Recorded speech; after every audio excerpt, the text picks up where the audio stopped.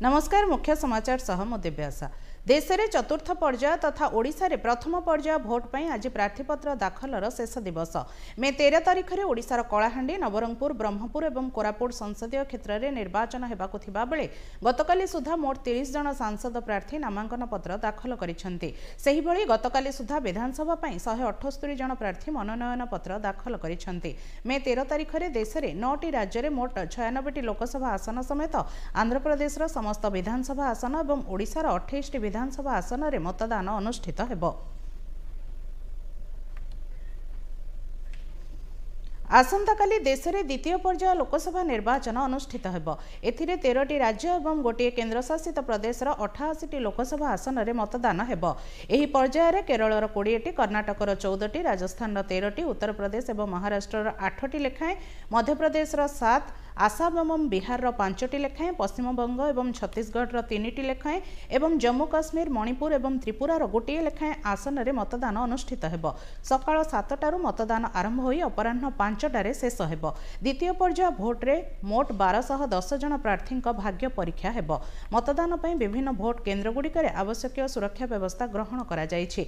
गत 19 तारिख में देश में अनुष्ठित प्रथम पर्याय निर्वाचन में 21टी राज्य और केन्द्रशासित अंचलर मोट 102टी आसन रे मतदान अनुष्ठित होइथिला। कांग्रेस निर्वाचन इस्ताहार भोट बैंक मजबूत करने समर्पित। अपर पक्षे बीजेपी निर्वाचन इस्ताहार देश को मजबूत करने उद्दिष्ट बोली प्रधानमंत्री नरेंद्र मोदी कहिसेंती। आज उत्तर प्रदेश में निर्वाचन प्रचार करने बेले आग्रा रे अनुष्ठित एक सभारे उद्बोधन देई श्री मोदी कहिसेंती, कांग्रेस सबुबेले तुष्टिकरण राजनीति करि आसिछि। एथिजोगु देश भाग भाग होइछि। अपर पक्षरे तांको सरकार तुष्टिकरण नुहे संतुष्टिकरण को ही अधिक प्राधान्य देई आसुछंती। विकास माध्यम रे सबु वर्गर लोकंकु संतुष्ट करिबा बीजेपीर मूल उद्देश्य।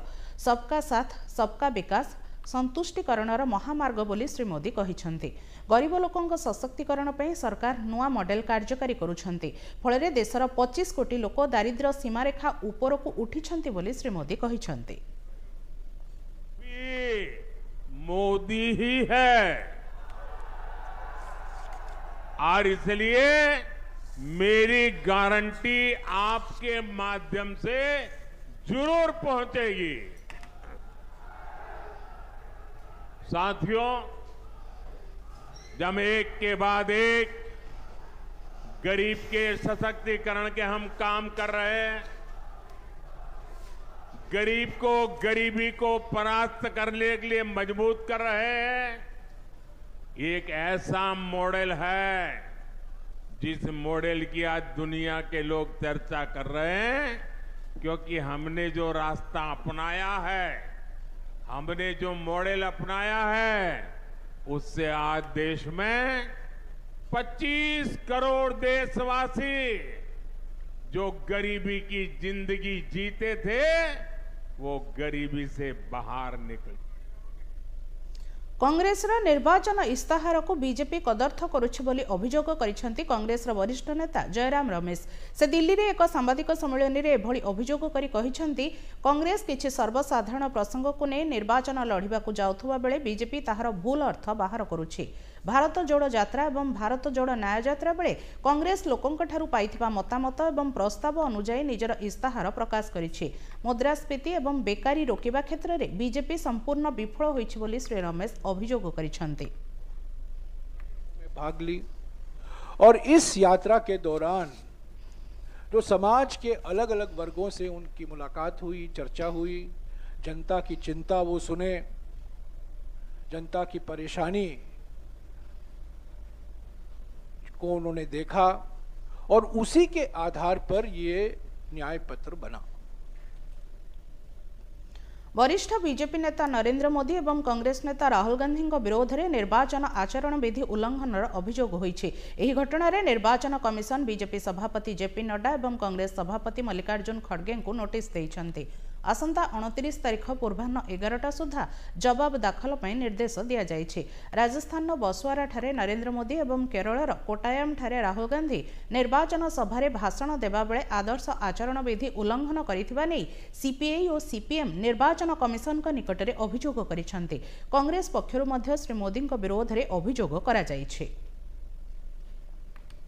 वरिष्ठ बीजेपी नेता तथा केंद्र स्वराष्ट्र मंत्री अमित शाह आज ओडिशा गस्तरे आसुछन्ति। श्री शाह अपराह्न झारसुगुड़ार वीर सुरेंद्र साय विमानबंदर में पहुंचवा पर स्वतंत्र हेलिकप्टर जोगे सोनपुर जिबे। सेठारे से रामेश्वरम स्टाडियम ठारे आयोजित बीजेपी एक निर्वाचन सभा उद्बोधन देबे। परे से झारसुगुड़ा विमानबंदर को प्रत्यावर्तन कर भुवनेश्वर अभिमुखे आसिबे। संध्यारे भुवनेश्वर ठारे राज्य वरिष्ठ बीजेपी नेतृवृंदଙ୍କ सह निर्वाचन रणनीति नहीं आलोचना करिवार कार्यक्रम रहिछि। कंधमाल बौद्ध सीमांत कंटामाल थाना बरगां पंचायतर पाढेल डैम निकटरे सुरक्षाकर्मी और माओवादी भितर गुली विनिमय होइछि। एही घटनारे 2 जण माओवादी निहत होइथिबा जणा पड़िछि। डैम निकटरे माओवादी सक्रिय थिबा नै सूचना मिलिबा परे बीएसएफ एवं एसओजी पक्षर संपृक्त स्थान में कमिंग ऑपरेशन चलीथिला। सुरक्षाकर्मी को देखि माओवादी माने गुली चलाइथिले। एहार जवाब रे सुरक्षाकर्मी माने पालटा गुली चलाना करिथिले। एहा परे माओवादी माने छत्रभंग देइथिले। घटनास्थल गोटे बंदूक जबत होइछि। जंगल में जवान पक्षर तलाशी अभियान जारी रहिछि। मुख्यमंत्री जड़े पाख लोक कौन सांविधानिक पदपदवी नथिले मध्य तांकु जो भली सरकारी निरापत्ता जोगाई दि जाउछि ताहा निर्वाचन आचरण विधिर खोला उल्लंघन बोली बीजेपी कहिछि। बीजेपी मध्य ए संक्रांत रे राज्य मुख्य निर्वाचन अधिकारी को भेटी एहार प्रतिकार पई दाबी करिछि। मुख्य निर्वाचन अधिकारी को भेटिबा परे बीजेपी वरिष्ठ नेता तथा पूर्वतन राज्य सभापति समीर महांती गणमाध्यम को कहिसंती भिके पांड्यान कौनसी सांविधानिक पदपदवी रे नाहंती कि से कौनसी दलर नेता नुहंती, एपरिकी विधायक किंबा सांसद प्रार्थी मध्य होई नाहंती। तथापि तांको राज्य सरकार जो भली पुलिस निरापत्ता जोगाई देउछंती ताहा दुर्भाग्यजनक। निकटरे एथिनै अभियोग हेबा परे एबे तांको पूर्व तुलन में कम पुलिस निरापत्ता जोगाई दिया जाउथिले मध्य ताहा निर्वाचन आचरण विधि अनुଯାयी आदौ ठीक नुहे बोली श्री महांती कहिसंती। घर आगे जो भली भाव में पुलिस व्यवस्था करा जाइथिला ताकू पुणी आरटीआई एक्टिविस्ट देला परे ताकू जणागला फिर भी किसी संख्या कमी जहाँ जना पड़ू किंतु पुलिस पाखे रहा। राज्य में नवीन पट्टनायक बीजेडी सरकार प्राय 25 वर्ष धरी शासन दायित्व में रही ओडिशार विकास संभव हो पारिला नाही बोली कांग्रेस अभियोग करिछि। भुवनेश्वर ठारे सांबादिक सम्मेलन में एभली अभियोग करी कांग्रेस मुखपात्र पंचानन दास कहिसंती अन्य राज्य को तुलना कले विकास क्षेत्र में ओडिशा यथेष्ट पछरे रहिछि। एठारे बेकारी समस्यार विशेष किछि उन्नति घटी नाही। एहा छडा क्रमागत मूल्य वृद्धि घटुथिले मध्य राज्य सरकार ताहाकु रोकिबारे विफल होइछंती बोली श्री दास कहिसंती। आमर नवीन बाबू प्रवक्ता माने विभिन्न जगह कहते आमे आमर विकास विरोधी सही पारुने अरे विकासटा कौन कर कह कौन विकास कर कह।